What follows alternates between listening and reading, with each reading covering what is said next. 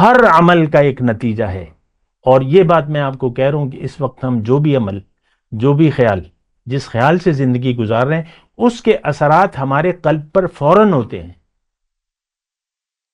کالا داغ یا سفید داغ، حضور نے فرمایا ہے برا عمل سے کالا داغ لگتا ہے. ہمیں تو پتہ ہی نہیں ہے، ہمیں یقین ہی نہیں ہے، نہ رسول کی بات پہ یقین ہے نہ اللہ کی بات پہ. اس وقت آخرت کا عمل، جزائے اعمال شروع ہے. آپ کا دل اس وقت یا تو داغدار ہو رہا ہے، یا کالے داغ یا سفید داغ. اب بات آپ کی سوچ اور نیت کی ہے. اگر آپ کی نیت اچھی ہے، اعمال اچھے ہوں گے تو سفید داغ لگیں گے. اور اگر نیت بری ہے، بری مطلب دنیا کو آپ نے ترجیح دے دی ہے تو کالے داغ ہے. نماز کبھی کالا داغ لگے گا. اللہ اکبر اللہ اکبر اللہ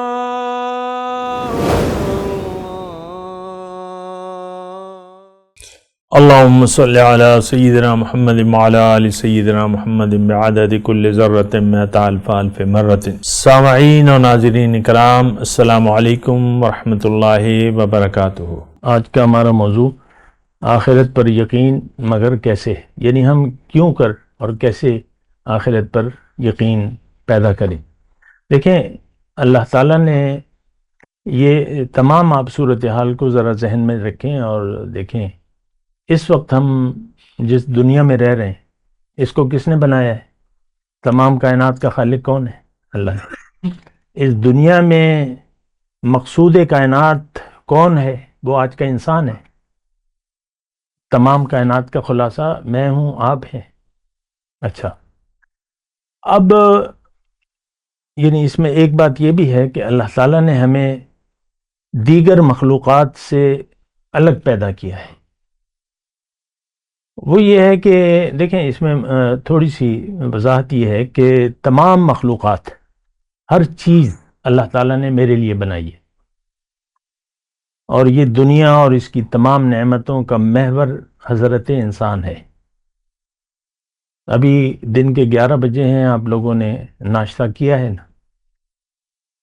ناشتہ بنایا ہے، کیا ہے، آگ جلائی ہے، چائے، جو بھی آپ نے ناشتہ کیا ہے، ایسا انتظام کسی اور مخلوق نے تو نہ کر سکتی ہے، نہ کیا ہے. وہ تو جو ہاتھ ملے بس وہ کھا لیتے ہیں. تو ایک بات جو میں یہ کہہ رہا ہوں کہ آپ یہ دیکھیں کہ اللہ تعالیٰ نے اشرف المخلوقات کہتے ہیں نا، تو یہ دیگر مخلوق سے اس کی ہر چیز مختلف ہے. صورت، شکل، جو رہنا سہنا. پھر اللہ تعالیٰ نے اسے یعنی اس کا مقصد بظاہر نظر نہیں آ رہا کہ مقصد کیا ہے. انسان کا مقصد، ہر چیز کا مقصد ہمیں معلوم ہو یا نہ ہو، لیکن ایک مقصد ہے، اور وہ مقصد انسان کو فائدہ پہنچانا ہے.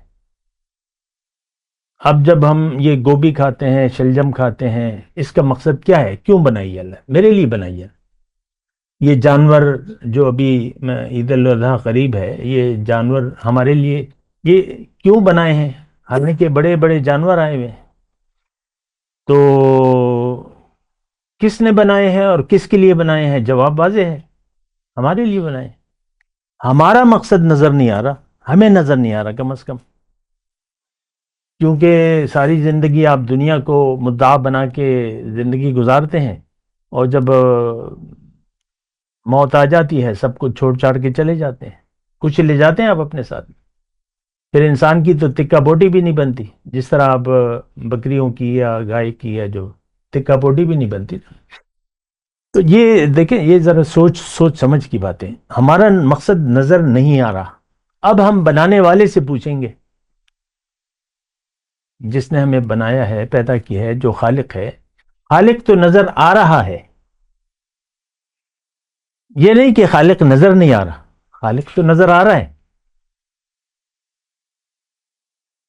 اور اللہ کی قدرتیں کی شکل میں اللہ تعالی ہمارے سامنے ہے. یہ ساری چیزیں تو یہ بھی نہیں ہے کہ اللہ نظر نہیں آ رہا. لیکن میں صرف یہ بات کہہ رہا ہوں کہ اب ہم پوچھیں گے اپنے اللہ سے، اپنے خالق سے، کیونکہ اس کے علاوہ اس سوال کا جواب تو کوئی بھی نہیں دے سکتا. جو جنہوں نے زندگی کے مقصد کے بارے میں باتیں کی ہیں وہ سب فضول ہیں. بڑے بڑے فلاسفر گزرے ہیں، یہ گزرے ہیں، وہ گزرے ہیں، وہ تو انسان ہیں، ان کو کیا پتا؟ وہ تو اسی دنیا کو دیکھ کر کوئی بات بتائیں گے. ڈارون نے کہا ہے کہ بھئی یہ تو جانور ہی ہے، بس تھوڑا سا ترقی یافتہ وہ ہے، اور تو کچھ بھی نہیں ہے. تو اب ہم پوچھیں گے اپنے مالک سے، ہمیں اس کا جواب کوئی اللہ کے سوا دے نہیں سکتا. اللہ نے یہ بات اپنے پیغمبر کو بتا دی ہے، کیونکہ ڈائریکٹ کنیکشن تو ہے نہیں ہمارا، نہ ہم پوچھ سکتے ہیں. تو اللہ تعالیٰ نے پھر ہدایت کا ذمہ اپنے اوپر لیا ہے کہ بھئی میں تمہیں بتاؤں گا کہ مقصد کیا ہے اور زندگی کیسے گزارنی ہے اور کس لیے گزارنی ہے. تو جب پیغمبر آتا ہے تو اس کی تعلیمات کا خلاصہ ایک ہی ہے کہ وہ یہ کہتا ہے کہ میں تمہیں اللہ کی طرف دعوت دیتا ہوں، تمہاری منزل اللہ ہے اور میں تمہیں اللہ کی طرف بلاتا ہوں، تم اللہ کو منزل بنا لو اور اللہ کی ملاقات کی تیاری میں زندگی گزارو. جیسے کہ ہم امتحان کی تیاری کرتے ہیں، بچے کرتے ہیں نا امتحان کی تیاری. جب بالکل امتحان سر پہ آتا ہے تو پھر وہ دعائیں کراتے ہیں امی سے، ابو سے، یا جو بھی ہے. تو امتحان یہ یعنی ایک منزل اور اس کی پھر تیاری. تو آپ یہ دیکھیں کہ داعین الی اللہ باذنہ وسراجا منیرا، تم اللہ تعالیٰ کی طرف تم اللہ کی طرف بلانے والے ہو اس کے حکم سے، اور تم ایک روشن چراغ ہو. انک لتہدی الی صراط مستقیم، قرآن کی آیت ہے، میں قصے کہانی آپ کو کبھی نہیں بیان کرتا. انک لتہدی الی صراط، آپ ان کو سیدھا راستہ دکھانے والے ہیں. یہ سیدھا راستہ ہے کس کا؟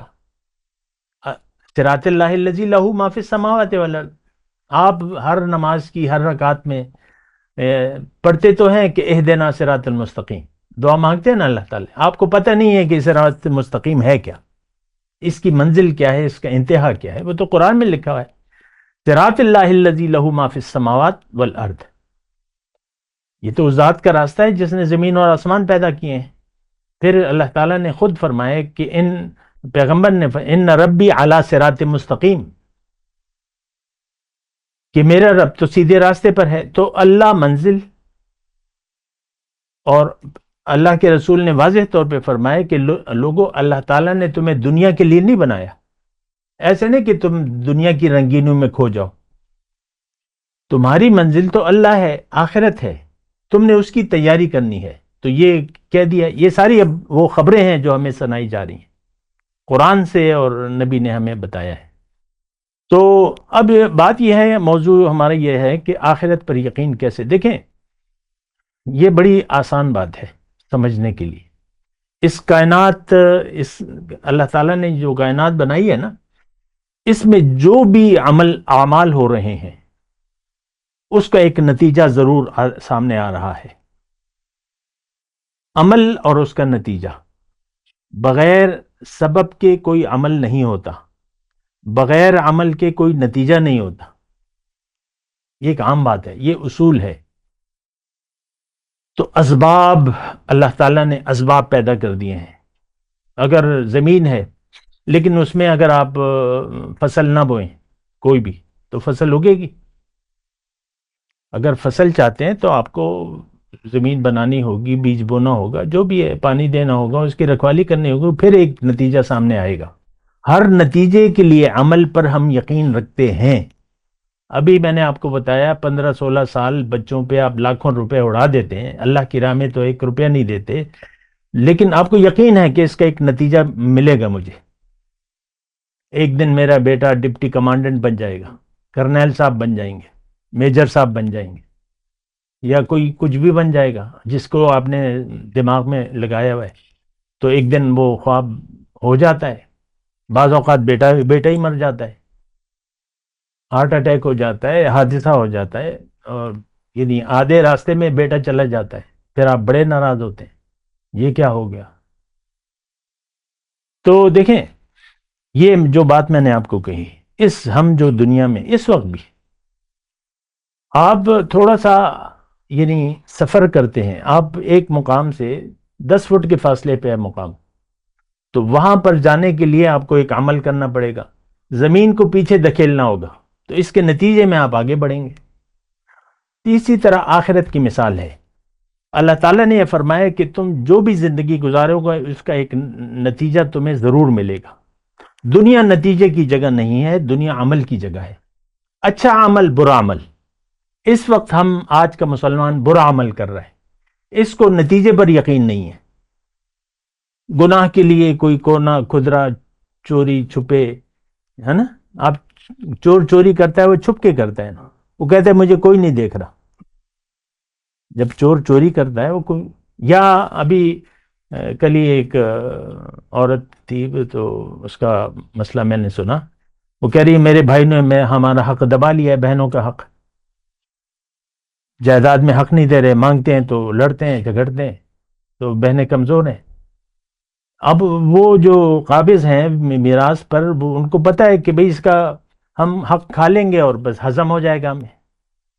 ہماری زندگی کی بنیاد تو اسی نتیجے پر گزر رہی ہے۔ تو دیکھیں ایسا نہیں ہے، ہر عمل کا ایک نتیجہ ہے، اور یہ بات میں آپ کو کہہ رہا ہوں کہ اس وقت ہم جو بھی عمل، جو بھی خیال، جس خیال سے زندگی گزار رہے ہیں اس کے اثرات ہمارے قلب پر فوراً ہوتے ہیں۔ کالا داغ یا سفید داغ، حضور نے فرمایا ہے برا عمل سے کالا داغ لگتا ہے، ہمیں تو پتہ ہی نہیں ہے، ہمیں یقین ہی نہیں ہے، نہ رسول کی بات پہ یقین ہے نہ اللہ کی بات پہ۔ اس وقت آخرت کا عمل، جزائے اعمال شروع ہے۔ آپ کا دل اس وقت یا تو داغدار ہو رہا ہے، یا کالے داغ یا سفید داغ۔ اب بات آپ کی سوچ اور نیت کی ہے، اگر آپ کی نیت اچھی ہے، اعمال اچھے ہوں گے تو سفید داغ لگیں گے، اور اگر نیت بری ہے، بری مطلب دنیا کو آپ نے ترجیح دے دی ہے تو کالے داغ ہے۔ نماز کا بھی کالا داغ لگے گا، حج پہ جائیں گے کالا داغ لگے گا، کیوں کہ آپ کی تو نیت ہی خراب ہے، آپ نے تو بنیادی ٹھوکر کھا لی۔ اب چاہتے رہیں آپ خانہ کعبہ یا حرم شریف، اس میں کیا فائدہ؟ آپ دیکھ لیں ساری جو جاتے ہیں حرم شریف میں، جو لائیو دکھاتے ہیں نا نماز کے وقت، عمرے والوں کو، جنہوں نے عمرہ کر لیا ہے، سر بھی منڈوا لیا ہے، داڑھی بھی منڈوا لی، یا جیسی صورت تھی، مٹھی بھر داڑھی تھی، اس کو کہا ہے کہ اس کو آدھی کر دو، مٹھی بھر مجھے، میں ملا نہیں دکھنا چاہتا، تو سر بھی منڈوا لی۔ تو یہ سارا دکھاوا ہے ہمارا دین کا۔ نماز، روزہ، حج، زکوٰۃ کالے داغ لگ رہے ہیں، کیوں کہ آپ کی بنیادی نیت خراب ہو گئی ہے۔ اللہ کے رسول نے فرمایا انما الاعمال بالنیات، دوزخ میں سب سے پہلے 3 نیک عمل کرنے والوں کے ذریعے اللہ تعالیٰ دوزخ کی آگ کو بھڑکائے گا۔ 3 اچھے عمل کرنے والوں، ایک اس میں عالم ہوگا، علم سیکھا اور ساری زندگی علم دیتا رہا، ایک مال خرچ کرنے والا، مال کمایا اور اللہ کی راہ میں خرچ کرتا رہا، ایک اللہ کی راہ میں لڑنے والا اور کافروں کو مارنے والا اور خود بھی مر گیا، شہید ہو گیا۔ ان کے ذریعے آپ حدیث کا مطالعہ کریں، دیکھیں یہ میں تو اپنی آپ سے بات نہیں کر رہا، نیت خراب تھی، عمل برباد، بس میں یہ کہہ رہا ہوں۔ تو یقین تو بس یہ ایسے ہوگا کہ آپ سوچیں سمجھیں، کسی کی بات سنیں اور یقین کریں۔ ہم نہ اللہ کی بات سنتے ہیں، سن لیتے ہیں تو یقین نہیں کرتے۔ اللہ تعالیٰ نے واضح کہا ہے کہ بھئی میرا وعدہ ہے دوزخ کا تم سے، کافروں کو کہا ہے نا، ہمیں یقین ہی نہیں ہے۔ تو جب یقین آپ نہ اللہ کی بات پہ کرتے ہیں اور نہ رسول کی بات پہ یقین کرنے ہیں، تو آپ کا تو یقین تو اب آئے گا ہی نہیں، اب آپ کے لیے نصیحت بیکار ہے، قرآن میں لکھا ہے۔ تو کیوں اللہ تعالیٰ نے فرمایا قرآن میں کہ آپ جو مردے ہیں ان کو نہیں سنا سکتے، جو مردے ہیں ان کو آپ سنا نہیں سکتے۔